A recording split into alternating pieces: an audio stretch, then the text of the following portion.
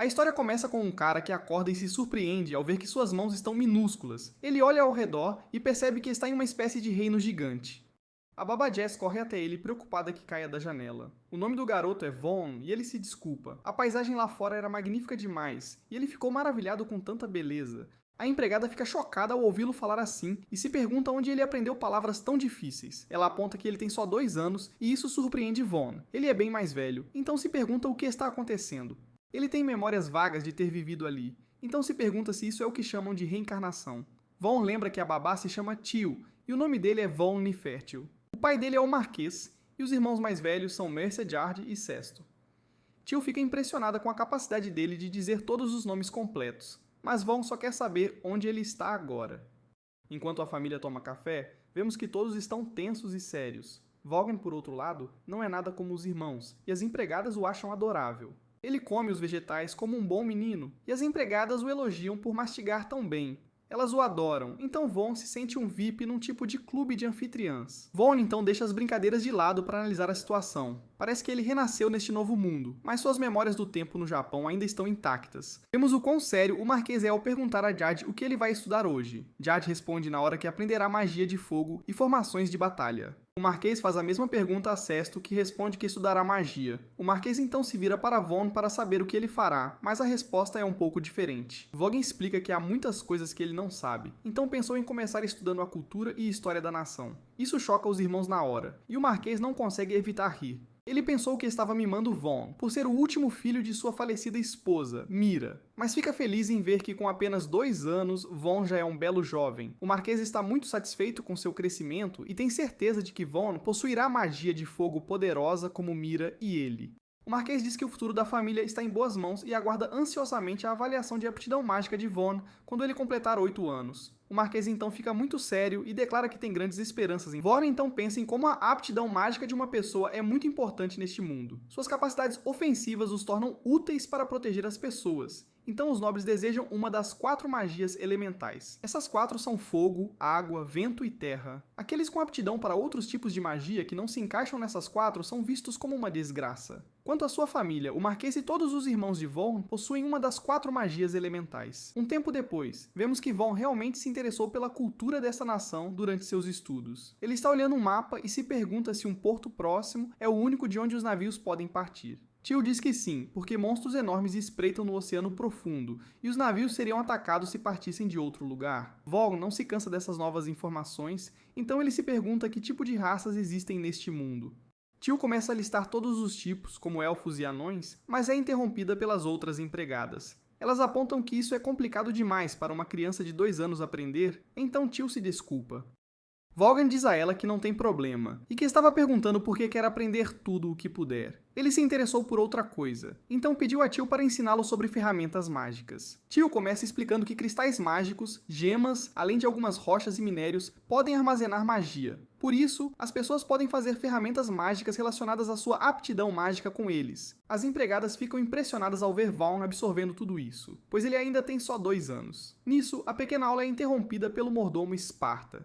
Sparta reconhece que Vaughan tem 2 anos e está aprendendo a ler e fazer contas básicas. Mas isso não é o bastante para Sparta, que quer saber exatamente o quanto Vaughan realmente sabe. Vaughan olha para o sujeito e pensa em como Sparta é um mordomo talentoso que, aparentemente, serve seu pai há muitos anos. Esse cara parece bem confiável, mas Vaughan não consegue evitar pensar em como ele pode ser assustador às vezes. Vaughan diz baixinho que sua leitura não é tão boa, então Sparta quer saber sobre suas habilidades com números. Novamente, Vaughan fala suavemente e explica que sabe fazer um pouco de adição e subtração. Sparta não perde tempo e lhe dá um teste rápido. Ele levanta alguns dedos e instrui Vaughan a dizer quantos dedos ele está mostrando. Vaughan conta 5 corretamente, e todos esperam pacientemente para ver o que Sparta dirá. Sparta então declara que se tornará o tutor de Vaughan, e Vaughan fica horrorizado. As aulas começam imediatamente, mas são absolutamente brutais. Sparta nunca pega leve com Vaughan, mas graças a essas aulas difíceis, Vaughan consegue aprender a ler e escrever em poucas semanas. Vaughan muitas vezes se pergunta se esse tipo de estudo é sequer adequado para uma criança de 2 anos, mas acaba o ajudando a aprender muita coisa. Vaughan então passou os próximos 2 anos estudando do amanhecer ao anoitecer, e eventualmente completou 4 anos. Agora o vemos treinando esgrima com Teal, mas ele não é páreo para ela. Till vence como sempre, mas Vaughn já está farto das provocações dela. As outras empregadas a repreendem, apontando que Till não deve valorizar a própria vida para provocar o Lord Vaughn daquele jeito. Elas insistem para que Vaughn a puna, mas Vaughn diz que não se importa com o tratamento dela. As outras empregadas se recusam a aceitar, pois normalmente seria um crime grave ser tão rude com um nobre. Vaughn reconhece que essa é apenas uma das obrigações que tem como nobre, então se prepara para punir Till por sua insolência. Till grita de terror enquanto se prepara, mas Vaughn apenas lhe dá um peteleco na cabeça. As outras empregadas o imploram para fazer mais, mas Vaughn declara que o assunto está encerrado. Till não consegue acreditar que ele a poupou, e Vaughn apenas lhe dá um sorriso tranquilizador. Vaughn então estudou esgrima todos os dias, e aos 5 anos já conseguia lutar em pé de igualdade com os soldados mais velhos em treinamento.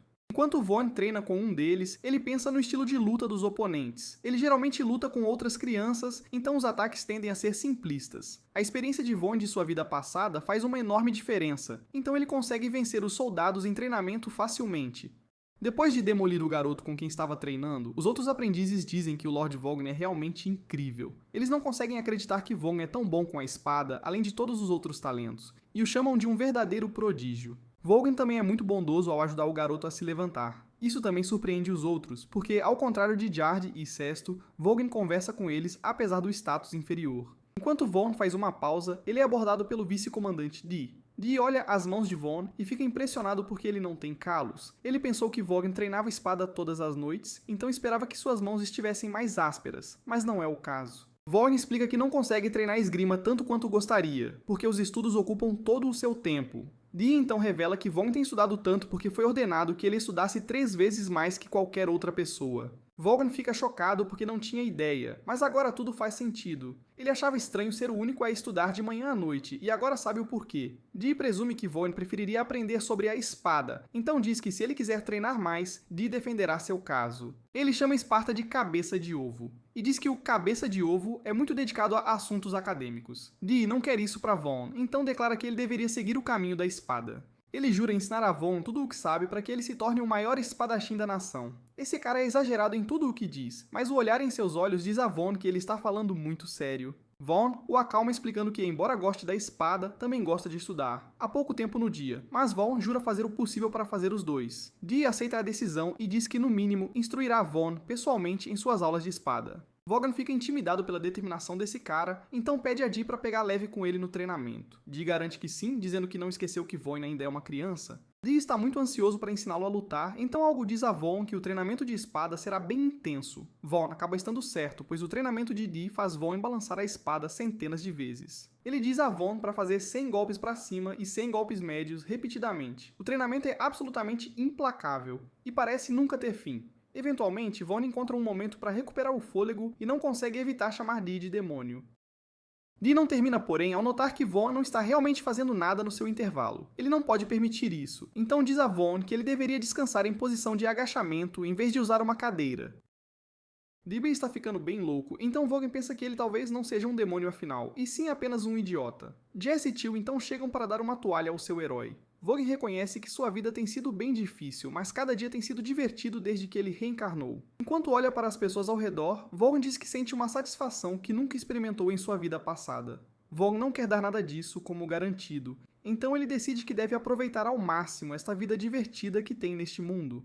Um tempo depois, Vaughn repassa o que aconteceu até agora. Após reencarnar, ele passou a ser considerado um prodígio aos 6 anos. Todos os dias, ele passava por seus estudos exaustivos e treinamento de esgrima. Um dia, o corpo de Vaughn até cede no meio dos estudos, e Till diz que ele parece realmente exausto. Tem sido a mesma coisa dia após dia e está ficando demais para ele. Vaughn percebeu que nesse ritmo, ele nunca conseguiria aproveitar sua nova vida. É por isso que ele agora diz a Till que quer sair e brincar. Ela se pergunta se há algum lugar para onde ele gostaria de ir, então Vaughn pensa a respeito. Ele finalmente decide ir ao mercado, então eles seguem para lá imediatamente. Enquanto lá, Vaughn pensa em como ele não está exatamente em bons termos com os irmãos. Todos são muito competitivos, porque quem acabar sendo o mais forte entre eles assumirá como chefe da família. Vaughn sabe que precisa ter cuidado, porque se ele se destacar demais como prodígio, os irmãos podem tentar acabar com a vida dele. Se as coisas continuarem como estão, Vaughn sabe que não conseguirá aproveitar a vida ainda. É por isso que Vaughn decidiu se tornar um folgado, para ser uma criança normal em vez de um prodígio. Vaughn agora se diverte ao notar que há muita atividade no mercado. É o maior mercado da cidade e fica bem ao lado da Câmara de Comércio. Essa empresa é enorme e tem filiais por todo o reino. Nisso, Von ouve um barulho alto à distância e vê que vem de alguém gritando com um garoto amarrado. O cara diz para todos pararem de olhar porque ele não está fazendo um show, e fica chocado quando os guardas de Vaughn se preparam. Vaughn os impede e pergunta ao homem por que o garoto com ele está amarrado. O homem explica que o garoto é seu filho e que ele pode fazer o que quiser com ele. Vaughn fica assustado com a resposta.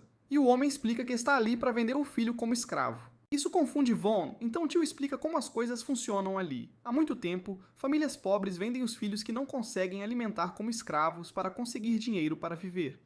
Vaughn pensa em como isso é terrível e se pergunta o que pode fazer. Nisso, uma mulher surge do nada e pergunta se Vaughn é o filho mais novo do Marquês. Tio confirma que ele é o jovem prodígio e até mostra à mulher o brasão da família dele. A mulher fica encantada porque todos têm falado de Vaughn, e ela o recebe na Câmara de Comércio. O nome dela é Rosalie, e ela diz que eles têm tudo o que Vaughn poderia querer dentro daquele lugar. Vaughn aponta imediatamente para o garoto e explica que ele será vendido como escravo. Vaughn quer saber por quanto ele será vendido, então Rosalie o examina. Ela pergunta se o garoto tem alguma aptidão mágica, então o homem explica que ele é capaz de usar magia de ladrão. Isso não é muito valioso, então Rosalie explica que eles não pagariam mais do que 3 grandes moedas de prata por ele. Infelizmente, isso deixa o homem furioso, e ele desconta a raiva no filho. Ele diz que o filho não vale nada e o chama de pirralho inútil. O homem o arrasta, planejando tentar vendê-lo em outra loja, mas é parado. Uma voz surge do nada dizendo que comprará o garoto, e todos ficam chocados ao ver que é Vaughn. O homem fica surpreso quando Vaughn oferece comprá-lo por 5 moedas de prata, e Vaughn instrui Tio a pegar o dinheiro. Eles pagam as 5 moedas ao homem, e o sujeito nem hesita em deixar o filho para trás. Vaughn se pergunta se o garoto está bem, mas ele nem diz uma palavra.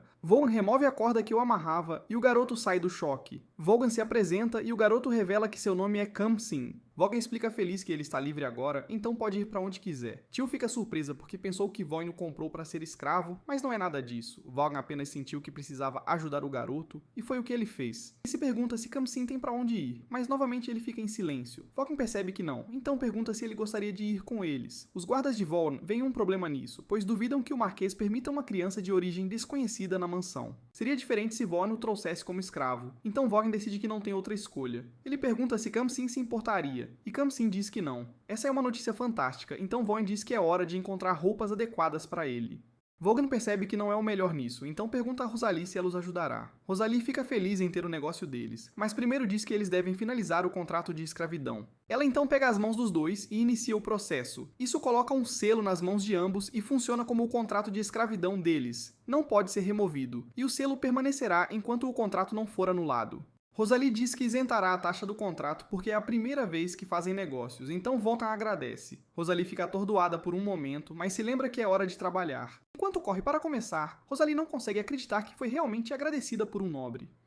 Vaughn fica feliz por finalmente ter tudo resolvido, então leva Khamsin para se arrumar. Um tempo depois, vemos que Khamsin parece uma pessoa diferente ao informar Vaughn que Dee está procurando por ele. Vaughn oferece um biscoito a Khamsin se ele disser a Dee que ele não está aqui, mas Khamsin aponta que Dee já sabe que ele está. Khamsin devora o biscoito mesmo assim, e Vaughn se pergunta onde estão suas luvas. Khamsin explica que não precisa delas, mas Vaughn se pergunta se ele realmente está bem em mostrar seu selo de escravo. Khamsin não só está bem, como tem orgulho do selo. Ele declara que simboliza sua amizade com Vaughn, então gosta de exibi-lo. Vaughn aponta que comprou aquelas luvas para ele. Khamsin joga tudo o que acabou de dizer pela janela e coloca as luvas. Nisso, Dee chega procurando por Vaughn, mas Khamsin lhe diz que Vaughn não está aqui. Ele diz que alguém viu Vaughn entrar neste quarto, mas Khamsin diz que ele deve estar enganado. Khamsin declara que não pode ter certeza, mas acredita que a pessoa apenas alucinou por causa de seus fortes sentimentos por Vaughn. A investigação de Dee não termina, pois ele nota as migalhas de biscoito no rosto de Khamsin que não estavam lá antes. Khamsin nega que elas estivessem lá, mas Dee o viu limpá-las. Dee encerra as brincadeiras ao determinar que Vaughn deve ter subornado Khamsin para mentir. Dee fica impressionado com a ousadia de Khamsin em mentir na cara dele, então decide que treinará Khamsin no lugar de Vaughn. Khamsin não consegue acreditar, mas não há nada que ele possa fazer enquanto Dee o leva para começar o treinamento de espada. Vaughn vê que é seguro sair e só pode se desculpar com Khamsin por deixá-lo pagar o pato.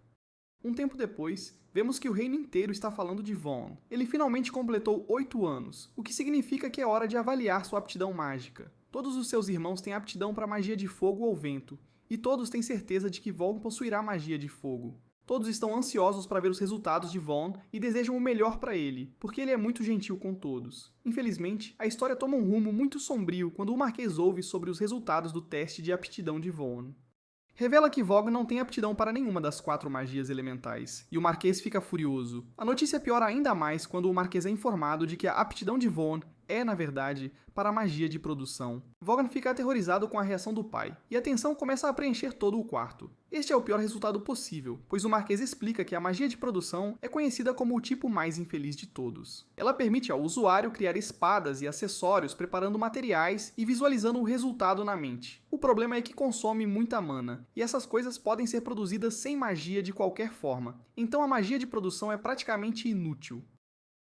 Além disso, o Marquês se pergunta como Vogue deveria proteger o povo desta nação com esse tipo de magia. O Marquês diz que sua falecida esposa, Mira, era uma poderosa maga de fogo, e ele também. O poder deles foi passado para os outros filhos, e o Marquês só consegue se perguntar como ele e sua esposa deram à luz um mago de produção inútil. Vogue é o último filho que Mira lhe deixou antes de falecer. Então, o Marquês está furioso. Ele tem um momento aterrorizante de clareza ao perceber que foi um tolo por ter se iludido. Vogue exibiu alguns talentos muito raros apesar da pouca idade, então o Marquês se permitiu pensar que Vogue se tornaria algo mais. Está claro agora que ele estava errado, e o Marquês não consegue acreditar que sua casa produziu um fracasso tão desgraçado. O Marquês pegou sua espada, então Vogue percebe o quão perigosa a situação é. O pai dele só se importa com a força da família, então Vaughn começa a entrar em pânico ao perceber que o pai está preparado para acabar com a vida dele. O Marquês percebe o que deve fazer, então levanta a espada diante do filho. Vaughn só consegue assistir horrorizado, completamente indefeso, e tenta desesperadamente pensar em uma saída. Nisso, antes que o Marquês possa golpeá-lo, Mercia intervém para impedi-lo. Marquês exige saber o que significa tudo isso, então Mercia explica que tem uma ideia. Existe uma vila remota, meio esquecida, que não se desenvolveu por causa da sua localização, mas ainda faz parte do domínio deles. Mercia tem um plano para esse lugar, então ele sugere que deixem a área para Van. Marquise conhece essa vila sem nome, mas se pergunta por que Mercia acha que isso é uma boa ideia. Mercia começa a explicar, dizendo que a vila tem pouco mais de 100 moradores. Nada de especial jamais saiu de lá, mas os recursos mágicos nas montanhas próximas são poderosíssimos. Essa vila faz parte do território que Marquise ganhou ao ser promovido, mas fica entre 2 países em guerra. Esse território deles tem uns problemas de lealdade, então seria ótimo se mandassem Van pra lá, para ele conquistar a confiança do povo. É incrivelmente perigoso na vila, pois está cercada pela guerra e sob ataques constantes de monstros. É também um lugar impossível de defender, praticamente uma armadilha mortal, um verdadeiro abacaxi. Marquise ia dar um fim na vida de Van de qualquer jeito, então Mercia pensa que poderia ao menos usá-lo, mandando-o para a vila. Marquise gosta da ideia, guarda a espada e declara que Van será o lorde daquela vila. Ele diz a Mercia que fez um bom trabalho, pois conseguiu encontrar um bom uso para o inútil Van. Van fica absolutamente chocado enquanto eles saem e Mercia se desculpa. Ele não suportaria ver algo horrível acontecer com Van, então fez a proposta precipitada. Van está sendo enviado para um lugar perigoso, então Mercia diz que ele pode odiá-lo se quiser. Van aponta que não estaria vivo agora se não fosse por Mercia, então ele está na verdade muito grato. Mercia promete fazer o que puder para ajudá-lo, e os 2 irmãos apertam as mãos. Na manhã seguinte, Tio diz que não se importa com os resultados de um teste bobo. Mesmo sem magia, Van ainda é um nobre sábio e íntegro aos olhos dela. Ela está furiosa por Van ser enviado para uma vila remota e chama isso de um absurdo. Van agradece a preocupação, mas diz que no momento está ansioso por isso. Um lorde de uma cidade rural não terá muito o que fazer, então Van mal pode esperar para ter mais tempo livre. Se as coisas correrem bem, Van acredita que finalmente poderá viver uma vida divertida e tranquila. Ele está super otimista ao declarar que vai transformar o lugar em um cantinho que ele realmente goste de morar. Infelizmente, o rei não se importa nem um pouco com Van agora, então ele está sendo enviado sem nenhum cavaleiro. As únicas pessoas que irão com ele são 10 aventureiros que Mercia contratou. A princípio, só o deixariam levar Khamsin, mas Van sabe que teria sido terrível para eles. Por sorte, o irmão dele impediu que isso acontecesse, então ele só pode agradecer a Mercia. Nisso, Tio chega para lembrar Van que ela é sua empregada pessoal, e é por isso que ela irá com ele. Dee aparece do nada e revela que também irá. Ele ainda planeja ensinar a Van tudo o que sabe sobre a espada e nada vai impedi-lo. É um gesto muito gentil, mas Van não consegue evitar pensar que ele vai ter ainda mais treinamento. Nisso, Sparta é o próximo a dizer que irá junto, pois acabou de se aposentar como mordomo. Ele decidiu supervisionar os estudos de Van por pura diversão durante a aposentadoria, e Van não consegue acreditar que todos estão se juntando a ele. Enquanto partem, Tio aponta que Van tem um grande sorriso no rosto. Van não percebeu no início, mas agora sabe que estava realmente ansioso para sair por conta própria. Van então pensa que o brasão da família não está nesta carruagem porque Marquise queria mandá-lo embora sem que ninguém soubesse. Van espera que esta seja uma partida triste de casa, mas uma garotinha surge do nada para se despedir. Acontece que o reino inteiro sabe que ele está partindo e todos se reuniram para lhe desejar um bom adeus. Um desses cavaleiros explica que Dee ficou chateado ao saber que Van estava sendo enviado em segredo. Eles não podiam fazer nada para impedir a partida, então Dee quis pelo menos garantir que sua despedida fosse grandiosa. Van aponta que ninguém deveria saber disso, mas não há como dizer isso a Dee, porque o soldado diz que ele está dormindo agora. Ele nem pode mandar todo mundo ir embora, então Van não terá escolha a não ser aceitar a gentil despedida de todos. Van fica chocado ao ver que Dee não está realmente dormindo e está animando a multidão para se despedir. A partida é mais grandiosa do que Van poderia ter esperado, enquanto eles o mandam se cuidar e Van se despede de todos. No caminho para a vila, Van experimenta seu poder pela primeira vez. Ele consegue transformar um galho em uma pequena adaga e explica que isso é magia de produção. Van pensou em começar a testar aqui e ali, só para o caso de precisar. Ele tem aptidão para isso e espera que haja uma boa maneira de usá-lo. Eles estão viajando há algum tempo, então Tio diz que devem chegar à vila em breve. Van diz a Khamsin que, se ele não gostar da vila, pode voltar para a mansão. Eles têm um contrato de escravidão, mas Van não quer forçá-lo a viver na vila. Ele diz que pode liberar Khamsin do contrato e pediria a Mércia para garantir que ele seja bem tratado. Khamsin, claro, recusa a oferta, declarando que já decidiu dedicar sua vida a Vaan. Não importa o tipo de perigo em que estejam. Khamsin está determinado a protegê-lo. Nisso, a carruagem para de repente, e Dee explica freneticamente que a vila está sob ataque. Dee identifica os culpados e determina que devem ser bandidos ou mercenários falidos. Ele tem certeza de que são lutadores experientes. Sylvania avalia a situação. A vila é cercada por uma cerca alta, mas é ineficaz contra flechas. Homens com cara de poucos amigos estão atacando pelo portão principal. Então Van determina que os aldeões devem manter sua defesa tipo tartaruga. Há cerca de 50 inimigos, e o grupo de Van tem bem menos gente. Dee pede permissão a Van para se juntar à batalha, porque se todos atacarem juntos, devem conseguir derrotar os bandidos.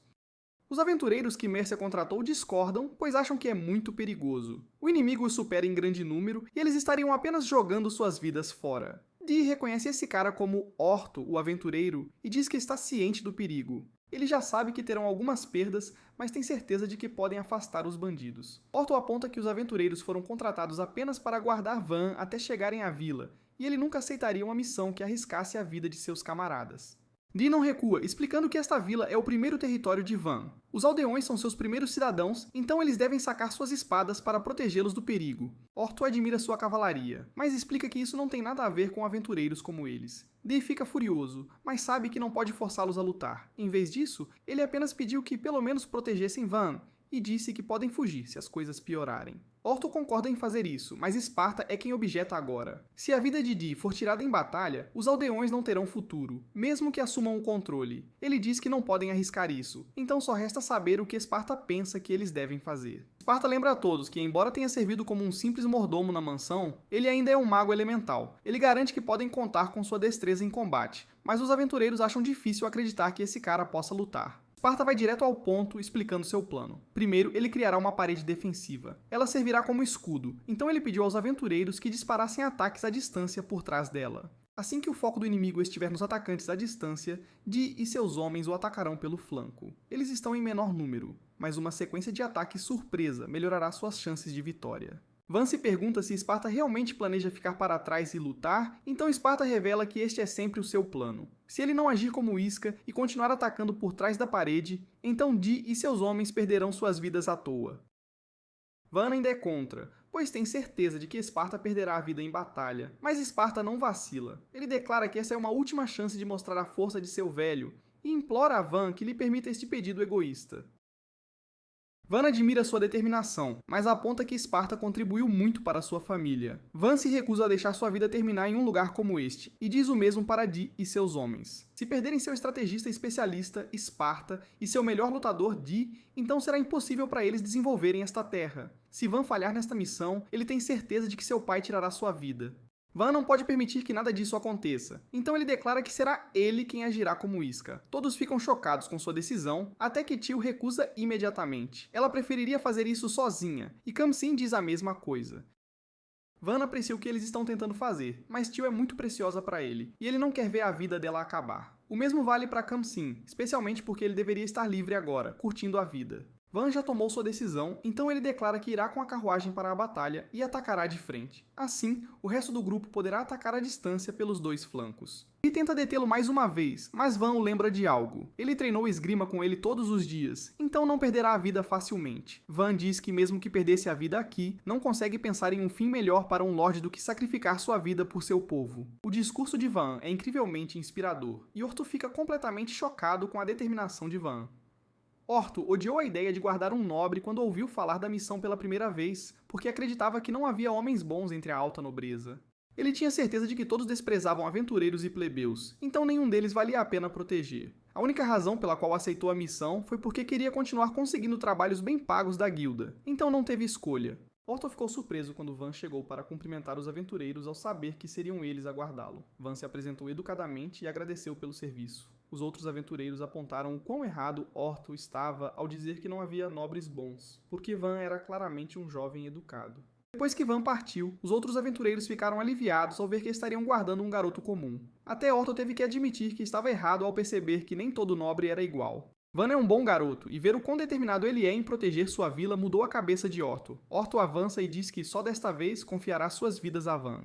Van tenta detê-lo, mas Orto o interrompe. Uma criança dizendo que está disposta a arriscar a vida não pode ser ignorada. E Orto não conseguiria encarar seus camaradas se não fizesse algo. Seus camaradas estão na mesma sintonia, percebendo o quão errados estavam antes. Eles costumavam ridicularizar a ideia de um nobre ter coragem, porque os nobres que conheceram até agora eram só conversa. Van, por outro lado, estava pronto para arriscar a vida e todos estão inspirados. Van não tinha ideia de que estava causando esse tipo de efeito em Pluriel e nos outros, e Pluriel só consegue rir porque Van até se deu ao trabalho de memorizar os nomes de aventureiros como eles. São esse tipo de coisas que Van faz que os fazem sentir que podem confiar suas vidas a ele. Dee é o próximo a se apresentar, declarando que ele e seus homens são nobres cavaleiros a serviço da família real. Proteger Van aqui e agora significa defender o futuro da casa. Esparta se junta, dizendo que não pode compactuar com Van usando uma estratégia tão irresponsável. Ele lutará com os outros, mas uma vez que o inimigo for derrotado, terá que ensinar a Van a responsabilidade que ele carrega como potencial herdeiro da família real. Esparta se junta a Dee e Orto na linha de frente, e diz que vai emendar sua estratégia. Primeiro, ele criará uma parede defensiva e disparará ataques à distância. Depois, os homens de Dee tomarão o flanco esquerdo, enquanto o grupo de Orto o atacará pela direita. Todos estão prontos, então Esparta cria a parede imediatamente. Ela surge num piscar de olhos, e os aventureiros dizem que não esperavam que o velho mordomo fosse um mago tão poderoso. Eles também ainda estão impressionados com Van, e Orto até diz que o acolheria como rei. Os bandidos, enquanto isso, nem notaram a parede gigante que Esparta ergueu atrás deles. Eles estão muito focados em conquistar a vila, e têm certeza de que será moleza. Não é o caso, porém, pois flechas começam a chover sobre eles e vários bandidos são eliminados. Eles finalmente percebem que as flechas vêm de trás da parede, então seu líder declara que atacarão o que estiver atrás dela. Os bandidos avançam, mas Dee aparece para começar a eliminá-los. Ele atravessa o grupo deles com força incrível e elimina vários com sua lâmina. Orto está bem ali com ele e Dee diz que tudo está saindo como planejado. O inimigo caiu na isca, e eles conseguiram surpreendê-los pelos dois flancos. A batalha está esquentando de verdade agora, então Orto diz a seus homens para não deixarem os cavaleiros os superarem. Os cavaleiros e os aventureiros estão atacando pelos dois flancos, então os bandidos percebem que estão cercados. Os bandidos ainda têm vantagem numérica, mas nossos heróis compensam isso com pura habilidade. O terrivelmente poderoso Dee diz a seus inimigos para avançarem se quiserem ter suas vidas encerradas, então os bandidos começam a fugir dele. Nisso, o líder dos bandidos corre em direção à parede, e Orto percebe que ele está mirando nas pessoas do outro lado. Orto grita desesperadamente para alguém pará-lo, mas é tarde demais. O líder dos bandidos passou pela parede, onde encontra uma indefesa Pluriel. Ele se prepara para acabar com a vida dela, mas Van consegue chamar sua atenção. Van manobra para as costas do cara e o derruba com sua lâmina. Khamsin então segue o ataque de Van e dá um fim à vida do líder dos bandidos. A batalha ainda não acabou, porém, pois Van diz que há uma boa chance de o inimigo focar na posição deles. Ele diz a todos para prestarem atenção no que está à frente, e Pluriel só consegue se perguntar como Vaan pode ser tão composto. A batalha termina um tempo depois, e Orto revisa a situação. O inimigo sofreu enormes perdas, enquanto Vaan e seu grupo não tiveram baixas. Este é o melhor resultado possível, e é uma vitória completa. Assim que Orto receber o pagamento, a missão estará completa e eles poderão ir embora. No entanto, Orto diz que ficou curioso sobre o potencial de Vaan. Ele sabe que não haverá muito dinheiro nisso, mas se pergunta o que seu grupo pensa sobre ficar nesta vila por um... Alguns aventureiros preferem ir em outra missão, então eles partem, mas Orto e seus homens ficam. Pluriel está especialmente interessada em ficar porque Van salvou a vida dela, e ela quer retribuí-lo. Os outros ficaram realmente impressionados com a postura de Van no campo de batalha, e não conseguem acreditar que ele tem apenas 10 anos. Ele também é muito mais legal do que qualquer outro nobre que já conheceram, então todos estão ansiosos para ver o que esta vila se tornará sob a liderança de Van. Orton se pergunta se todos estão prontos para ficar aqui e ajudar Van, e todos concordam. Enquanto isso, Tio repreende Van por colocar sua vida em perigo. Ela está furiosa, e exige que ele a deixe arriscar a vida dela primeiro da próxima vez. Dee chega para parabenizar Van pelo bom trabalho, e Van diz o mesmo de volta ao comandante. Quanto a Esparta, ele sente que os aldeões se reuniram perto da entrada. Van lembra que esta é a primeira vez deles aqui, então ele se prepara para conhecer a todos. Dentro da vila, Tio percebe que este lugar tem muito mais espaço do que ela imaginava. Van se apresenta ao chefe da vila, chamado Honda, e Honda o agradece por salvar a vila deles. Infelizmente, esses ataques já aconteceram antes, e eles foram atacados várias vezes só este ano. Van só consegue se perguntar por que esta vila está sendo alvo, então Honda explica o passado deles. Na época em que faziam parte do condado de Fredinato, cavaleiros patrulhavam a área para protegê-los. Infelizmente, tudo isso sumiu quando a vila se tornou parte do território que o pai de Vaan. Vaan só consegue se desculpar com eles, explicando que seu pai ainda não foi informado sobre o status das vilas menores. Honda fica aterrorizada com essa declaração, porque faz parecer que as vilas menores não valem a pena ser protegidas. Eles praticamente não pagam nada em impostos, então ele teme que seja por isso que o rei não se importa com eles. Vaan tenta acalmá-los, dizendo que reclamar do estado do reino não vai adiantar nada, mas isso só piora as coisas. Os aldeões não querem ouvir esse tipo de conversa de um nobre, porque ele não pode, de forma alguma, entender o quão difícil as coisas são para eles. Vaan tenta acalmá-los novamente, explicando que sua principal preocupação é o futuro desta vila. Ele admite que os nobres têm suas falhas, e são culpados por aprovar leis que não beneficiam as vilas menores. Infelizmente, eles não podem fazer nada a respeito agora. Então Vaan diz que devem se concentrar em pensar em maneiras de proteger esta vila. Vaan já pensou bem, e ele elaborou 3 medidas que eles podem tomar. Primeiro, Vaan diz que eles precisam produzir algo tão valioso que o reino não possa ignorar esta vila. Depois, eles precisam ganhar dinheiro suficiente regularmente para contratar mercenários. Por último, precisam melhorar e desenvolver a própria vila. Os aldeões dizem que já tiveram ideias assim antes, mas é sempre mais fácil falar do que fazer. Vaan reconhece que deve ter sido difícil antes, mas declara que as coisas serão diferentes agora, porque o novo Lorde deles chegou. Esta vila é tudo o que ele se importa agora, então ele fará tudo o que puder para defendê-la e desenvolvê-la. Suas palavras inspiradoras não têm efeito nos aldeões, então Vaan percebe que eles ainda não confiam nele. Nisso, Esparta se apresenta e explica que serviu o rei como seu mordomo-chefe por muitos anos. Ele garante por Vaan, explicando que ele foi encarregado de terras aos 8 anos, após ser considerado um prodígio. Dee se apresenta em seguida, dizendo que é o vice-comandante dos cavaleiros do rei, e ele também garante por Vaan. Os aldeões ficam em choque porque o mordomo-chefe do rei e o vice-comandante vieram à vila deles. Eles são claramente pessoas muito importantes, então só conseguem se perguntar o que estão fazendo ali. Honda se pergunta se Vaan ser um prodígio significa que ele pode usar magia elemental, então Vaan revela que sim. Ele diz que é apenas magia de produção, porém, então eles não devem esperar muito dele em combate. É claro que os aldeões ficam desapontados ao ouvir isso, mas Vaan diz que ainda não descobriu seus poderes. Nisso, um dos aldeões, Jas, levanta o problema dos impostos. Até agora, tem sido uma luta incrível dar 30% da colheita, e isso tem tido um efeito terrível na vila. Vogue não perde tempo e resolve a questão, dizendo que podem baixar para 10% por um tempo. Ele tem muitos planos para a vila, então é crucial garantir uma vida estável primeiro. Os aldeões ficam chocados ao saber que os impostos serão reduzidos um alívio enorme. Vaughn declara que é hora de começar, e eles vão fortalecer as muralhas defensivas da vila. Ele se pergunta se sua muralha de magia da terra é duradoura, mas, infelizmente, não é. Ela se mantém íntegra enquanto ativa, mas quando a mana se esvai, vira um monte de terra. Vaughn decide que terão que substituir a muralha por algo mais resistente, mas precisam de algo provisório. Será uma medida temporária, então ele pede a Esparta para criar uma muralha de terra. Esparta faz na hora e todos os aldeões ficam impressionados com seu poder incrível. Vaan também quer construir um fosso para atrasar invasores, então diz para deixarem o trabalho com os cavaleiros. Bon agora tem a atenção dos aldeões, então ele diz que a cooperação de todos é vital. Se todos se unirem, esta vila pode renascer ainda mais forte do que antes, podem ter certeza. Um tempo depois, Tio se pergunta o que Von faz na floresta. Ele explica que pensava em testar sua magia de produção, então juntou uma pilha de madeira. Ao tentar a magia, Vulcan sente um calor crescendo devagar no estômago. Von repassa o processo da magia de produção, lembrando-se de focar no controle da mana. Assim que a mana chega às pontas dos dedos, ele precisa sentir cada fibra da madeira, cada detalhe.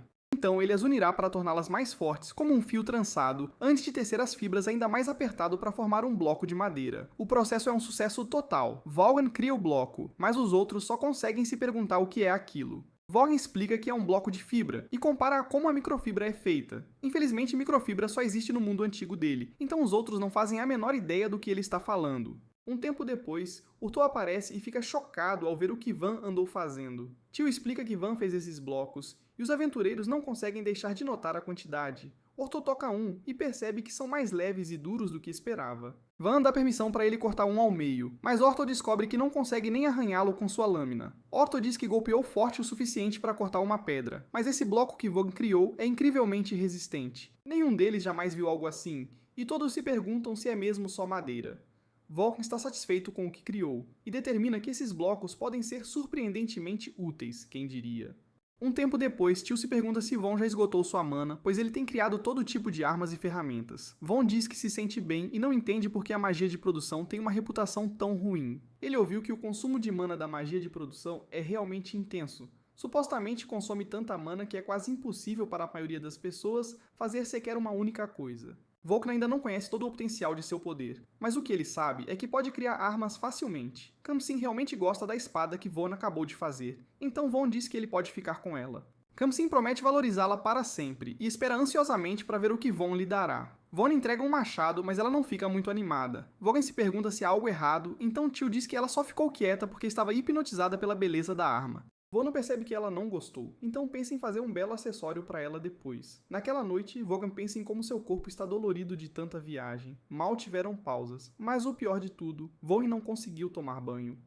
Vaughan tem certeza de que os outros também estão cansados, pois só acamparam todo esse tempo. Não podem continuar vivendo assim, então Vaughan decide que precisam garantir suas necessidades básicas antes de fortalecer as defesas da vila. Vaughan pensa no que seria melhor fazer primeiro e decide que deveriam construir uma casa. No dia seguinte, Rhonda se pergunta o que nossos heróis estão fazendo, então Vaughan revela que estão construindo um lar para si mesmos. Este local costumava ser uma praça pública, mas não é usado há muito tempo, há muito espaço, então Ron nos diz que é o lugar perfeito para a mansão de Vaughan. Vaughan está finalmente pronto, então decide que é hora de descobrir se ele realmente consegue fazer algo tão grande quanto uma casa. Vaughan reúne todo o seu foco e determina que deve começar com os 4 pilares que irão em cada canto. Os pilares exigem fios finos para ir fundo no chão, para que possam ter uma base forte. Depois vem os pisos e as paredes para conectar os pilares. Finalmente, depois de tudo isso, Vaughan termina sua casa com o telhado. Vaughan declara que terminou e todos estão em completa descrença de boca aberta. Os aldeões começam a se reunir, e os aventureiros se perguntam o que aconteceu. Tio explica que Vaughan acabou de construir uma casa para eles morarem, mas não conseguem acreditar que ele fez isso em tão pouco tempo. Os cavaleiros e aventureiros não poderiam estar mais felizes com seu novo lar, e todos dão uma boa olhada enquanto a poeira finalmente baixa. Vaughan duvidou de si mesmo no início, pois todos lhe disseram que magia de produção é inútil, mas ele percebe agora que sua magia é na verdade muito útil. Fawn olha para a bela casa que criou para ele e seus amigos, e não consegue deixar de se perguntar se a fez um pouco grande demais. Ninguém consegue acreditar que Von fez uma casa gigante tão rápido, e eles determinaram que sua magia de produção é mais adequada para governar um território do que a magia elemental. Vulcan concorda que é uma habilidade interessante, mas ainda pensa que a magia ofensiva é a melhor para proteger as pessoas. Ele tem certeza de que as pessoas se sentiriam muito mais seguras vivendo sob a proteção de um Lorde poderoso, mas seus amigos o asseguram de que não é bem assim. Aspartis diz que ele estaria certo em tempos de guerra, mas o que as pessoas buscam é simplesmente um Lorde que melhore suas vidas. Dessa forma, como Bardes diz, ninguém é mais adequado que Van. O que Van acabou de fazer foi incrível, e Orto determinou que os poderes de Van excedem em muito os de usuários comuns de magia de produção. Van não terminou, pois diz que se trouxerem a madeira, ele pode até fazer casas para todos os outros. Todos ficam chocados ao ouvir isso, então Orto e Lee dizem aos seus homens para se apressarem e reunirem os materiais. Os aldeões também querem casas, e Von rapidamente percebe que não sabe onde se meteu. As casas deles estão em péssimo estado, então Von decide que vai começar renovando drasticamente a vida das pessoas na vila. Von concorda em fazer uma casa para todos, então todos celebram. Von termina de fazer um monte de casas e todos ficam impressionados com sua enorme capacidade de mana. Seu vasto conhecimento em como construir um bairro também é muito impressionante, e Von explica que é chamado de plano de grade. Ele tem um bloco de 4 casas como unidade fundamental, e grandes ruas correm entre os blocos. Vaughan diz que essas casas devem servir por enquanto, mas quando eventualmente obtiverem muita pedra, ele reconstruirá cada casa para melhor atender aos seus moradores. Vaughan também construiu um banho ao lado de sua mansão, simplesmente porque queria tomar banho. Ele optou por um design simples para a banheira, e Plerill usou sua magia de água para enchê-la.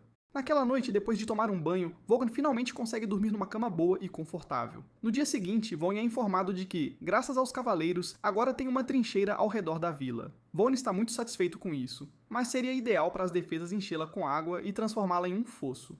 Além disso, precisarão de água para beber e para usar no banho. Isso deixa claro qual deve ser o próximo trabalho. Então Von declara que é hora de encontrar uma fonte de água. Eles rapidamente desviaram água de um rio próximo com a ajuda dos grandes poderes de Asparta. Ele instantaneamente cavou uma trincheira de alguns metros enquanto Di e os outros a estendiam a mão. Von seguiu atrás para fortalecer o fundo e as laterais da trincheira. Há muita distância entre o rio e a vila, então Tio diz que é um baita projeto. Não tem jeito, porém, como Von aponta, as pessoas precisam de água. É um trabalho duro, mas ter todos trabalhando para o mesmo objetivo é bem divertido. Além disso, uma vez que as condições melhorem e sejam menos incertas para as pessoas, será mais fácil para os comerciantes visitarem. Isso será essencial porque é a única maneira de Von poder viver sua vida tranquila no futuro. Von determina que este trabalho levará pelo menos uma semana, mas fica chocado quando os trabalhadores apontam que já conseguem ver a vila de onde estão.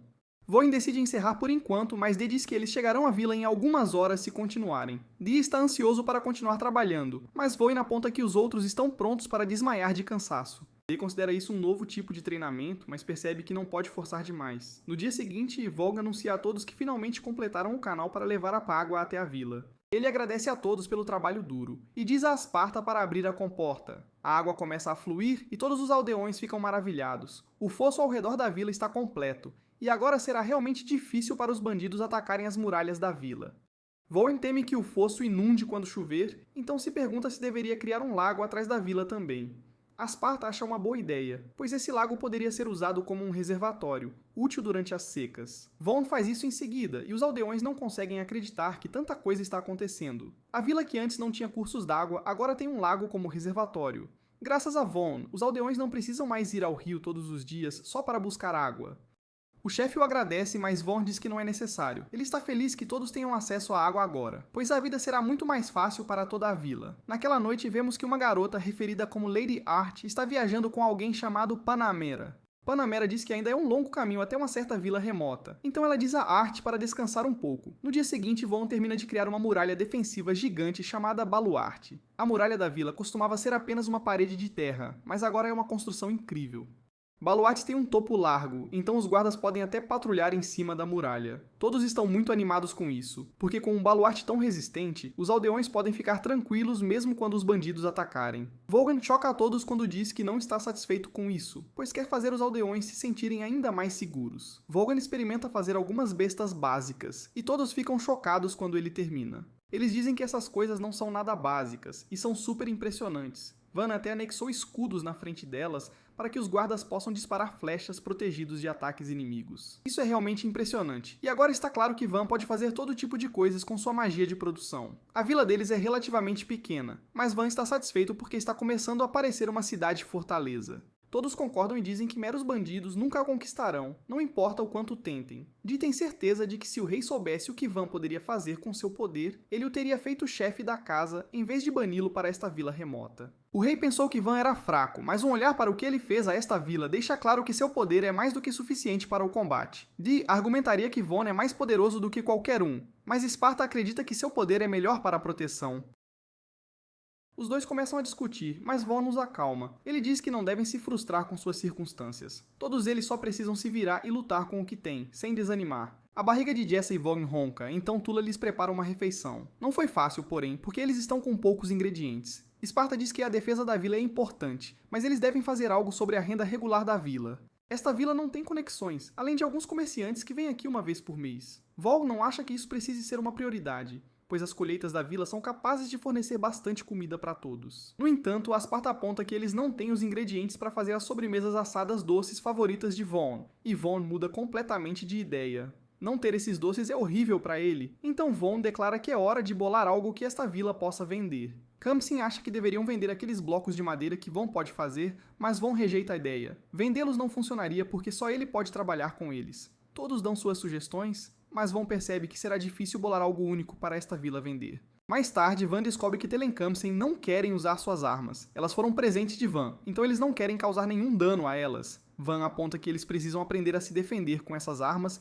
então precisam praticar. Zara diz para ele não se preocupar e mostra seu escudo do Cavaleiro Orc. é resistente e flexível, então será fácil para as armas deles quando ele bloquear. O primeiro ataque de Khamsin não tem um pingo de força, mas todos ficam confusos quando o escudo acaba no chão. Este escudo está até cortado ao meio, então todos ficam maravilhados que a arma conseguiu fazer tanto dano com tão pouca força. É tecnicamente uma espada de madeira, então Vanna está surpresa que ela conseguiu cortar tão bem. Tio conserta nosso escudo, e Orto chega para se perguntar sobre toda a comoção. Ele trouxe alguns minérios que eles mineraram e se pergunta se Van gostaria de comprá-los. Orto explica que a floresta ao redor das montanhas próximas está cheia de monstros fortes, então as pessoas têm evitado aquela área. Aquele lugar nunca foi minerado antes, por isso eles podem encontrar muitos minérios raros sem nem precisar ir para as montanhas. Eles conseguiram encontrar minérios de ferro, cobre, prata e até um pouquinho de ouro. Orto realmente choca nosso herói, porém, quando revela que encontraram um minério de Mithril, esta é uma ótima notícia, porque se tudo isso estava no sopé das montanhas, então as montanhas em si devem conter uma riqueza de recursos. Van pega um pouco do minério de ferro e surpreende a todos ao transformá-lo em um bloco sólido de ferro. Ele diz que não o derreteu para torná-lo mais puro, então não sabe o quão puro ele é. Zara está muito animado, então se pergunta se Van pode fazer uma espada para ele com isso. Van se sente mal pelo que aconteceu com seu escudo, então ele diz sim. Zara quer uma espada longa e uma curta, então Van começa a trabalhar. Esta é a primeira vez que ele faz uma arma de ferro, então exigirá muito foco. Ele pensa muito sobre sua forma e o quão afiada deve ser, e logo termina. Este é o primeiro cliente de Vaughn, então ele deu atenção extra aos adornos da espada. Zara não poderia estar mais feliz com a espada curta, então Vaughn começa a trabalhar na próxima. Aquela é tão incrível quanto. Então é claro que os outros aventureiros também querem armas. Vaughn aponta que foram eles que conseguiram os minérios, então é justo que ele faça as armas para eles. Quando ele termina, todos têm certeza de que Vaughn pode vender essas armas por muito dinheiro. Van, então, olha para o minério de Mithril e se pergunta como seriam as armas se ele as fizesse com Mithril. Sparta está muito intrigado com o Mithril porque nunca ouviu falar de alguém minerando minérios metálicos na floresta. A única explicação é que há uma masmorra por perto. Sparta diz a Van que se eles descobrirem uma masmorra, a situação deles mudaria massivamente. Hordas de pessoas e bens começariam a fluir para dentro e para fora desta vila. Isso deixa Van realmente animado, porque se eles descobrirem uma, a importância desta vila aumentaria dramaticamente. Masmorras têm toneladas de recursos, com joias tão valiosas quanto tesouros nacionais. Normalmente, quando a guilda recebe notícias de uma nova masmorra, eles abrem uma filial na cidade ou vila mais próxima. Infelizmente, Von aponta que a vila deles não tem os recursos para receber a guilda agora. Sparta concorda porque a vinda da guilda traria muitos aventureiros, comerciantes e até a ordem cavalheiresca. No momento, a vila deles carece de instalações, comida e infraestrutura para apoiá-los. Se essa notícia se espalhasse, uma nação vizinha os atacaria buscando lucrar com a masmorra. Além disso, Vaughn aponta que ele é a ovelha negra da família. Se o pai dele descobrisse que a vila para onde ele foi enviado tinha valor, ele seria mandado para outro lugar. Isso significa que Van precisa fazer essa vila crescer e produzir resultados antes de descobrir a masmorra. Orto concorda. Ele diz que evitarão o local onde a masmorra provavelmente está ao coletar recursos. Vaughn sabe que os aventureiros poderiam ganhar muito apenas relatando isso à guilda, então ele aprecia que eles estejam se contendo pelo bem da vila. Um tempo depois, Vaughn está satisfeito com a aparência de tudo, então ele diz que isso conclui a dramática renovação deles. Tio se pergunta se Von realmente não está sem mana ainda, porque ele tem feito toneladas de casas e armas. Von diz que está bem, e só se sente um pouco cansado. Jazz e o mensageiro revelam urgentemente que alguns lagartos blindados estão se aproximando da vila. Vaughn imediatamente instrui todos a entrarem nas muralhas, ordenando que a ponte levadiça seja erguida e o portão fechado. Todos os aldeões estão apavorados, porque sabem o quão perigosos esses monstros são, mas Vaughn não tem medo. Ele sabe que todos têm medo da batalha, mas os lembra que as vidas de todos nesta vila dependem do que eles fizerem. Vaughn promete lutar por todos, mas não pode protegê-los apenas com sua força. É por isso que ele diz aos aldeões para lhe emprestarem sua força, para que todos possam proteger esta vila juntos. Os aldeões estão prontos para proteger sua vila, então Vaughn os instrui a manejar as bestas. Khamsin explica que os aventureiros estão caçando, então não estão na vila. Nesse caso, Vaughn decide que deve participar da batalha, mas Teal o impede. Ele vê o quão séria ela é, então pede a Dee para subir na muralha e relatar o que está acontecendo. Assim ele pode emitir ordens de uma distância segura, então Dee concorda. Dee fica horrorizado com o que vê, então relata que há aproximadamente 40 lagartos blindados. Isso é muito ruim, porque mesmo um grupo de cavaleiros veteranos teria dificuldade para derrubar apenas um lagarto blindado. Não há tempo a perder, então Vaughn diz a Dee para carregar as bestas. Todos os aldeões seguem o comando de Dee e lançam seu primeiro ataque. As flechas parecem desaparecer quando atingem os lagartos, e Dee percebe que estão atravessando-os. Depois de um tempo, eles conseguem derrubar 10 dos monstros e os aldeões começam a celebrar. Ainda restam muitos, porém, e eles só têm um dardo por besta. Não têm escolha, então disparam suas últimas flechas e conseguem derrubar outra leva de lagartos blindados. Infelizmente, eles estão sem flechas de ferro e ainda restam muitos monstros. Von se esforça para pensar em uma solução, mas ele tem uma ideia. Ele diz a D para usar os dardos de madeira, mas os outros temem que não fará muita diferença. As escamas desses lagartos blindados são de aço, então madeira e flechas jamais os perfurariam. Dee diz para ele não se preocupar, pois Vogon já superou suas expectativas de inúmeras maneiras. Ele protegeu a vila de bandidos e a desenvolveu num ritmo impressionante. Dee nunca mais duvidará dele, então decidiu depositar sua fé no Lord Von. Os aldeões lançam flechas de madeira nas feras, e os cavaleiros ficam chocados ao ver que as flechas estão fincando nas cabeças delas. Eles se perguntam se isso realmente funcionou, e todos começam a celebrar enquanto os monstros desabam no chão. É claro que as flechas de madeira são suficientes para derrubar os lagartos, então Dee ordena que os aldeões continuem atirando. Ele diz que eles farão um banquete de espetinhos de lagarto hoje à noite, e flechas começam a chover sobre os monstros. Logo Dee anuncia que venceram a batalha e todos os aldeões aplaudem. Von é creditado por sua ótima decisão e fica feliz que tenha dado certo. Os cavaleiros avaliam a situação e ficam muito impressionados. Não só evitaram baixas, como ninguém do lado deles sequer se feriu. A vitória foi esmagadora, e isso faz Dee perceber que Von vai ser alguém muito importante. Mais tarde, os aldeões colhem os lagartos gigantes, e Dee diz a todos para terem cuidado ao preservar seus olhos e presas. As vísceras podem ser descartadas, mas eles devem extrair os núcleos mágicos. A colheita está indo muito mais rápido do que o esperado, e tudo por causa das facas incríveis que Von fez. Vogon chega e vê que agora tem toneladas de carne na vila, o que significa que podem fazer um banquete. O banquete é realizado naquela noite, e Von faz um brinde à vitória deles. Os aldeões pensavam que nunca haveria um dia em que pudessem se divertir nesta vila, mas Vogon mudou tudo isso. O chefe fica impressionado, pois é difícil acreditar que exista um nobre que goste de passar tempo com aldeões de classe baixa. Os amigos de Von dizem que é normal, porque Von é assim mesmo, gente boa. Orton não estava na batalha, mas a história fez todo o sentido quando lhe disseram que as flechas de madeira eram feitas do mesmo material de suas armas. Jess e Dee os ouvem falando sobre as armas, então ele declara que também comprará uma de Von. Os outros cavaleiros também querem comprar, mas Von diz que nunca poderá cobrar deles. Assim que as finanças da vila estiverem em ordem, ele fará armas para todos de graça. Depois, Orton explica que poderiam vender os lagartos blindados a mercadores e conseguir 20 moedas de ouro por cada. Infelizmente, a maior parte da carne vai estragar e Vogon terá que pagar uma taxa de transporte. Contando com isso, provavelmente conseguirão 8 moedas de ouro por cada. Ainda restam 40, então eles conseguirão um pouco mais de 300 moedas de ouro. Von faz a conversão e fica impressionado ao perceber que isso dá cerca de 300 milhões de ienes. Infelizmente, Esparta precisa lembrá-lo de algo. Quando uma vila ganha mais de 100 moedas de ouro, é obrigada a pagar 50% em impostos. Não há como manter segredo, pois será descoberto imediatamente se tentarem vender tanto de uma vez. Isso reduziria o lucro para 150 moedas de ouro. Mas o pior é que o pai de Von descobrirá o quão bem esta vila está indo. Se ele souber que este lugar tem valor, então exilará Von para outra área remota. Esparta tem uma ideia, e diz que poderiam tentar relatar isso ao irmão de Von, Mércia. Mais tarde, alguns mercadores chegam à vila, mas se perguntam se estão no lugar certo. Eles já estiveram aqui antes, mas não parece a velha vila remota de que se lembram. Vaughan se apresenta como o Lorde desta vila, e eles o reconhecem imediatamente como filho do Marquês. Ele é conhecido por ser um prodígio, então se perguntam o que ele está fazendo ali. Os mercadores se apresentam como Mari e Rango, então Vaughan os recebe na vila. Lá dentro, os caras ficam absolutamente chocados ao ver o que Von tem para vender. São os materiais dos lagartos blindados, e eles não conseguem acreditar que conseguiram derrotar um exército tão grande. Até aventureiros temem esses monstros gigantes, então os caras mal conseguem acreditar que esta pequena vila enfrentou tantos deles. Eles estão ansiosos para comprar tudo, mas precisarão de cerca de um mês para transportar tudo. Vaughan concorda, pois esses caras terão que recrutar mais homens para este trabalho. Infelizmente a carne não ficará boa por tanto tempo, então Vaughan diz que eles podem levar um pouco de graça. Em troca, Vaughan gostaria que dessem uma olhada em algumas das armas que estão vendendo. Os caras não tinham ideia de que havia um ferreiro nesta vila, e Vaughan não lhes diz que na verdade é ele. Os caras ficam realmente impressionados com as armas, então concordam em comprá-las pelo preço pedido por Von.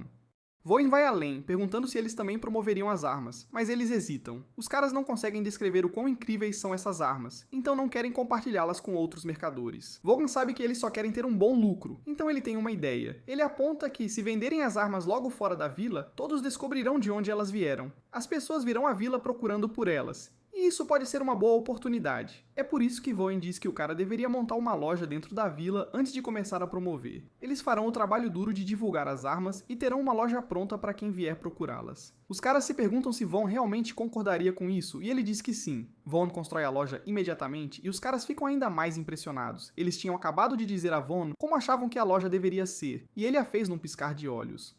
Nesse momento, vemos que as garotas chegaram à vila. Panamera está preocupada com algo, então diz que vai descobrir se Vaughn é realmente um prodígio. Dentro da mansão de Vaughn, Sparta explica que a vila está crescendo a um ritmo incrível. Ele acredita que mais pessoas virão, então precisam construir uma cidade que possa abrigar 10.000 pessoas. Ao desenvolver a terra, precisarão de muitas pessoas para guardar a vila e administrar suas instalações. Além disso, Vaughn terá que decidir que tipo de cidade-fortaleza eles querem ser. Cidades-fortaleza quadradas são o design mais comum, mas Vaughn tem outras ideias. Ele quer usar um design de estrela, pois os atacantes terão que gastar tempo conquistando as partes pontudas para se aproximar das partes principais.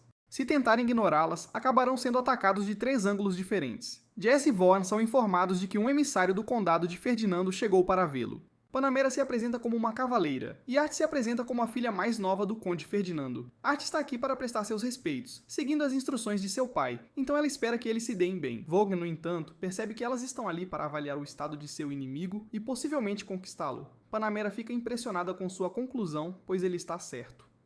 Vaughn foi encarregado de terras entre o condado de Ferdinando e o reino de Helenida, então Ferdinando desconfia dele. Ele teme que Vaughn possa liderar as ambições impróprias de seu pai. Panamera determina que Vaughn ter sido enviado para tão longe significa que ele não tem aptidão para magia elemental. Vaughn sabia que a notícia se espalharia eventualmente, então não nega. Ele diz que as preocupações de Ferdinando são infundadas, pois não está planejando nada com seu pai. Vaughn diz que foi simplesmente exilado aqui por seu pai, mas Panamera não acredita nele de jeito nenhum. Ela aponta que Vaughn transformou esta vila remota de 100 pessoas em uma fortaleza em questão de dias. Ela suspeita que pelo menos 5.000 homens foram enviados para cá com Vaughn para realizar tudo isso, pois o objetivo deles é transformar esta vila em um novo posto militar. Vaughn choca rindo na cara dela e só consegue pedir desculpas. Ela estava tão séria ao dizer tudo aquilo, mas há um grande mal-entendido. Vaughn explica que tudo o que seu pai permitiu que ele trouxesse foi Khamsin e um pouco de sua bagagem. Ele diz que sua família nem o acompanhou na partida e Art fica horrorizada ao ouvir isso. Panamera aponta que seu mordomo cavaleiro e sua criada estão aqui, mas eles explicaram que vieram por conta própria. Dee até recebeu ordens para retornar ao reino, mas simplesmente as ignorou.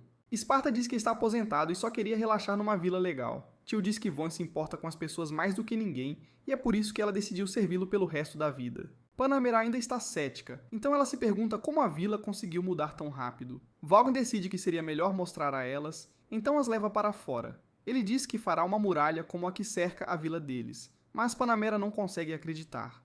Ela fica impressionada quando Sparta deixa claro que é um grande mago elemental, mas essa muralha não será suficiente. Panamera sabe que, uma vez que esta muralha perder sua mana, ela desmoronará. É aqui que Vaughn entra em ação, usando sua magia para transformar a parede de terra em uma muralha. Ele então usa alguns de seus blocos para criar um portão bem na frente dos olhos delas. As garotas não conseguem acreditar no que estão vendo, e só conseguem se perguntar qual é a aptidão mágica de Vaughn. Vaughn explica que tem aptidão para magia de produção e não é o que as pessoas pensam. A sociedade a chama de a magia mais infeliz de todas, mas eles estão errados. Art fica chocada com isso e tem visões de seu passado. Vaughn explica que no instante em que seu pai soube de sua aptidão, ele o expulsou de casa. Panamera chama o Marquês de tolo, pois com o poder de Vaughn, ele poderia ter expandido sua influência drasticamente. Ele o exilou, e agora nem sabe sobre o poder de Vaughn. Panamera está convencida, então revela que o verdadeiro motivo de estar aqui é para oferecer a mão de Art em casamento. Vaughn percebe que Ferdinando quer que eles se casem para que deixem seu reino em paz. Vaughn explica que planeja continuar fortalecendo e desenvolvendo essa cidade-fortaleza, mas não vê conflito com ninguém. Ele não quer brigar com ninguém, então não há necessidade de casamento. Vaughn diz que Art não seria feliz aqui de qualquer forma, porque é realmente perigoso.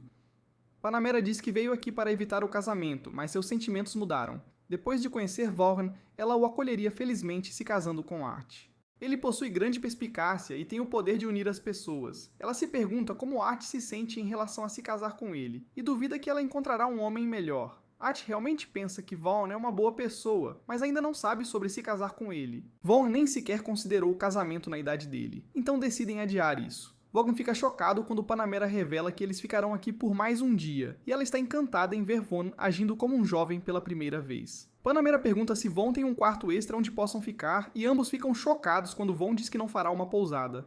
Vaughn faz a pousada imediatamente e as garotas não conseguem acreditar no que veem. No jantar, Vaughn pergunta que tipo de coisas Art gosta. Ela explica que gosta de coisas fofas como bonecas e flores, mas Vaughn não viu muitas delas. Art se oferece para mostrar a que trouxe com ela e fica chocada com o quão interessado ele está. Os outros também querem vê-los, então Art se sente realmente acolhida aqui. Naquela noite, Art agradece a Vaughn pelo dia maravilhoso. Ela estava muito nervosa no início, mas ver como ele é legal foi um grande alívio. Art dá boa noite enquanto sai correndo, e Vaughn fica feliz por ter causado uma boa primeira impressão. De volta para casa, como Esparta determina, Art provavelmente foi enviada aqui pelo mesmo motivo que Vaughn. Ela provavelmente não consegue usar magia elemental, então Vaughn percebe que foi difícil para ela dizer que foi expulsa de casa, assim como ele. Vaughn está bem com isso, e decide que ela pode ficar nessa vila se não conseguir voltar para casa. Naquela noite, Panamera se pergunta se deveriam ficar mais um pouco. Art diz que é uma ótima ideia e vai para a cama. Ela pensa em conversar com Vaughn no dia seguinte e é a primeira vez em muito tempo que ela realmente está ansiosa para acordar. Na manhã seguinte, os outros acordam Vaughn com urgência. Algo está acontecendo no lago que Vaughn criou, e Dina e Esparta já estão no local. Vaughn finalmente chega e encontra todos se perguntando quem é a garota misteriosa no lago. Ela pertence a uma raça chamada Abkalu, o que significa que ela é meio humana e meio peixe. Eles geralmente vivem em rios profundos dentro de uma floresta, mas por alguma razão, vários deles estão aqui no lago que Vaughn fez. Eles são uma espécie rara que poucos encontram, então Vaughn tenta perguntar à garota o que ela está fazendo aqui. Ele tenta perguntar o nome dela, mas ela não responde de jeito nenhum. Vaughn se pergunta se ela consegue entendê-lo, então tenta oferecer-lhe comida. Todos ficam impressionados quando isso parece funcionar, enquanto a garota se aproxima dele. A garota emerge da água para perguntar se pode realmente comer essa comida, e Vaughn diz que sim. Ela fica impressionada com a carne, então Vaughn explica que é carne de lagarto blindado. A garota peixe pergunta quem derrotou os lagartos, e todos respondem que foi Vaughn. Vaughn tenta dar o crédito a eles, mas eles estão confiantes de que foi tudo por causa dele. A garota vai embora imediatamente, então Vaughn se pergunta se ela voltará no dia seguinte, pois ele prometeu dar-lhe mais carne se ela voltasse. Esparta explica que a espécie dela é raramente avistada, então ele duvida que ela volte. Ele está muito enganado, no entanto, porque no dia seguinte vários outros aparecem. A garota está entre eles, e Vaughn começa a se perguntar se fez algo errado. Se os Abkalu veem os lagartos blindados como deuses, então eles podem estar chateados depois do que aconteceu. Um dos homens peixe exige falar com Vaughn, e Vaughn não pode deixar de notar como esse cara parece muito mais assustador que os outros. Vaughn fica aliviado quando o cara simplesmente o agradece por ser legal com sua filha. Vaughn percebe que ele está falando da garota que ele alimentou, e fica feliz que não seja algo pior. O cara pergunta se Vaughn foi realmente quem derrotou os lagartos blindados, e Vaughn diz que todos estão dando crédito a ele. Os Abkalu ficam chocados porque não conseguem acreditar que alguém tão jovem também possa ser tão poderoso. Eles se perguntam se ele é algum tipo de mago lendário, mas Vaughn tenta explicar que não fez isso sozinho. O cara o interrompe e dá a Vaughn permissão para se casar com sua filha. Vaughn não consegue acreditar, então o cara pergunta se há algum problema. Ele se apresenta como Lota Vesta e explica que sua filha é sua única herdeira. Vaughn aponta que ela é muito jovem para sequer ser mencionada em casamento, então ele se pergunta por que Lota Vesta está fazendo isso. Lota Vesta começa sua explicação apontando que seu povo evitou fazer laços com humanos. No entanto, nos últimos anos, lagartos blindados tomaram conta dos rios e muitos de seu povo perderam suas vidas. É por isso que ele está procurando alguém forte para se casar com sua filha Lada. Vaughn resume tudo dizendo que esse cara está oferecendo sua filha como noiva para forjar uma aliança com um humano poderoso. Vaughn responde dizendo que a parte do casamento não será necessária. Lota Vesta teme que ele esteja recusando a aliança, mas Vaughn diz que protegerá a tribo deles de qualquer forma. Laravessa é grato pela generosidade de Vaughn, pois isso significa que eles poderão ficar aqui. Como sempre, porém, Vaughn não terminou, pois diz que é hora de começar a construir. Laravessa não tem ideia do que ele quer dizer, então fica absolutamente chocado quando Vaughn cria alguns edifícios para eles. Ele explica que são áreas de descanso e todos podem usá-las quando quiserem. Vaughn fica feliz em ver todos aproveitando a área, mas Esparta o lembra que eles têm outros assuntos para resolver. É hora de eles lidarem com a situação do esgoto, e Laravessa se pergunta o que é isso. Vaughn explica que colocou canos de esgoto debaixo dos edifícios da vila. Eles regularmente enviam água do fosso pelos canos para lavar todo o esgoto. Não é um processo fácil, então Vaughn fica surpreso quando Laravessa se oferece para ajudar. Eles trabalham juntos para fazer o trabalho, e Vaughn não consegue acreditar o quão mais fácil foi com a ajuda deles. Este trabalho deve ser feito várias vezes ao dia, então Laravessa diz a Vaughn para deixar o trabalho com eles de agora em diante. Vaughn se pergunta se está tudo bem mesmo, então Laravessa explica que é a forma deles de agradecê-lo por deixá-los viver aqui. Jesta, Art e Panamera chegam com seu filho para ver os raros Abkalu. Laravessa chama Vaughn de genro enquanto o agradece mais uma vez, e Art fica horrorizada ao ouvir isso. Vaughn tenta explicar que não é casado com ninguém, mas Lada o interrompe. Ela declara que é a esposa de Vaughn e se despede do marido. Mais tarde, Vaughn leva Art em um barco para que os dois pudessem tomar um ar fresco. Vaughn quer esclarecer o que aconteceu com Lada, mas Art já ouviu a história verdadeira. Ela sabe que foi um mal-entendido e pede desculpas por ter exagerado. Art aponta o quão incrível Vaughn é, pois ele construiu este lago e desenvolveu a vila inteira. Nesse momento, Lada e um monte de outros Abikalu aparecem. Eles balançam o barco um pouco demais e isso aproxima Vaughan de Art. Lada fica furiosa com seu marido, mas Vaughan a lembra que eles não são casados. Mais tarde, Laravesa está chateado com Vaughn flertando com outra mulher quando ele já tem Lada. Vaughan tenta esclarecer as coisas, mas Laravesa tem uma ideia. Ele diz que a única maneira de resolver isso é com uma competição. Vaughan competirá contra os Abikalu, e se eles vencerem, Vaughn reconhecerá oficialmente seu casamento com Lada. Vaughan fica horrorizado com a ideia, mas Dee intervém para dizer que Vaughn aceita o desafio. Dee o assegura de que trará a vitória a Vaughn e que, como parte das coisas, seria melhor acabar logo com isso. Laravesa então explica que será uma competição de 3 rodadas. Ele deixa Vaughn escolher a natureza da primeira rodada, então Vaughn escolhe vôlei. Ninguém nunca ouviu falar de tal esporte, então Vaughn explica as regras a eles. Tio e Panamera se voluntariam para esta rodada, e irão contra Laravesa e Lada. Laravesa demonstra seu imenso poder marcando imediatamente o primeiro ponto, e Vaughn teme que ele possa ser realmente bom no vôlei. Isso é provado quase imediatamente, enquanto os Abikalu começam a esmagar o time de Vaughn. Tio se sente péssima por decepcionar Vaughn, mas Panamera lembra de nunca desistir. O trabalho em equipe delas sobe mais um nível, e elas finalmente conseguem marcar seu primeiro ponto.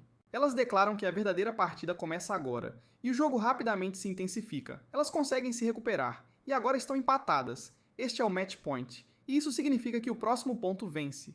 Lada prepara seu pai para o ataque perfeito, e Tio faz o seu melhor para pará-lo. Tio se sente mal consigo mesma novamente por falhar, mas Panamera lembra de nunca parar de olhar para o futuro. Poki não está nem um pouco inspirado, e apenas se pergunta se está assistindo a algum tipo de anime de esporte. Laravesa diz que escolherá o próximo evento, então ele escolhe natação. Vaughn fica horrorizado com essa escolha, pois se perderem mais um evento, ele terá que se casar com Lada. Os Abikalu são nadadores natos, então a situação não parece nada boa. Jazz então instrui Vaughn a deixar tudo com ele. Khamsin também se oferece e garante que dará o seu máximo. A corrida é um revezamento em duplas, então Khamsin e Lada deram a largada. É claro que o ser meio peixe assume uma liderança avassaladora, mas Khamsin não é de se entregar fácil. Sua pura tenacidade o faz alcançar o peixe, e a Vessa logo diz à filha para levar a sério a competição. Lara mergulha e, mais uma vez, retoma a liderança. Ela alcança a marca e sua parceira assume. Khamsin também faz o mesmo, e Dee entra em ação. Ele usa o nado borboleta e os outros explicam que essa técnica permite que ele utilize a força muscular ao máximo. Dee nada como um verdadeiro alucinado, e Letervesa só consegue se perguntar como ele faz aquilo. Dee consegue vencer a corrida, e Letervesa não acredita que seu povo aquático perdeu. Resta apenas um último evento, então Letervesa permite que Vaughn escolha qual será. Nesse exato momento, Vaughn cria um aparelho que ninguém ali tinha visto antes, e pede a Pluriel para preparar um pouco de gelo. Vaughn usa a máquina para raspar o gelo e adiciona um xarope para dar um toque especial de sabor. É claro que os outros não fazem a menor ideia do que está rolando, então Van revela que o evento final será um concurso de comer gelo raspado o mais rápido possível. Eles competirão em duplas e se voluntariam para ser o parceiro de Van. O concurso tem início e os competidores logo começam a devorar o gelo. Lada e seu pai descobrem na hora que a tarefa não será nada fácil, ao sentirem a dor aguda do congelamento cerebral. Lada Vesta se lembra que tudo aquilo é por Lada e continua comendo. A equipe de Vaughn também está em apuros, e ele começa a temer ter feito uma péssima escolha. Ele percebe que Art não está desistindo, então Vaughn se esforça ainda mais. A competição esquenta, todos entram num frenesi de comer, e a multidão vibra por eles. A disputa foi acirrada até o último instante, mas no fim das contas, a equipe de Vaughan saiu vencedora. Vaughan fica aliviado por finalmente poder deixar toda essa história de casamento para trás, mas o chamam de genro de novo. Essa competição apenas provou a ele que Vaughan é, de fato, um homem digno de sua filha. Vaughan se pergunta qual foi o sentido de toda essa competição, mas Ladovesa simplesmente não responde. O estômago de Vaughan está doendo horrores por causa de todo aquele gelo, então os outros dizem a ele e a Art que fizeram um trabalho excelente. Art percebe que Vaughan está sempre rodeado de rostos sorridentes, e se pergunta se um dia conseguirá o mesmo para si. Desde o dia em que veio ao mundo, seu pai estava sempre ocupado, e ela sozinha. Sua mãe a entregou a uma babá e não demonstrou o menor interesse. Tudo isso porque ela havia sido rotulada como um fracasso. Ela não se destacava em nada, exceto em sua magia de marionetes. Usando suas bonecas como fantoches, Art descobriu que podia movê-las com mais liberdade do que o próprio corpo. Art pensou que poderia usar isso para fazer a mãe sorrir, mas ela apenas a puniu, lembrando-a de sua inutilidade. Foi então que Art descobriu que a magia de marionetes é vista como algo maligno e odiada pela nobreza. Depois daquele dia, ninguém mais falou com ela, e ela se tornou alguém que era sempre ignorada. Ao completar 10 anos, ela foi enviada para se casar com Voan. Art se sentiu horrível, mas então descobriu que Voan era exatamente como ela. Voan só conseguia usar magia de produção e muitos consideravam isso uma pena. Voan, no entanto, ainda transbordava confiança e fazia bom uso de seus dons. Art agora se pergunta o que teria acontecido se ela não tivesse parado de praticar sua magia. Ela quer ser confiante como Von, então está decidida a se esforçar um pouco mais. Mais tarde, Von revela a todos o que está planejando. Ele quer construir ainda mais muralhas ao redor da vila e pede a todos que trabalhem com bastante cuidado. É então que Art chega, para comentar como o dia está lindo. Valgren percebe que ela parece bem mais energética hoje, e se pergunta o motivo. Ela quer enxergar as coisas da mesma forma que Volgren, então se questiona se seria apropriado observá-lo enquanto ele trabalha. Von fica super feliz em ouvir isso e prontamente diz que sim. Nem todo mundo está tendo um dia tão bom, no entanto, pois vemos que os aventureiros estão correndo por suas vidas. Agradeço por ter assistido ao meu resumo. Não se esqueça de deixar o seu like no vídeo.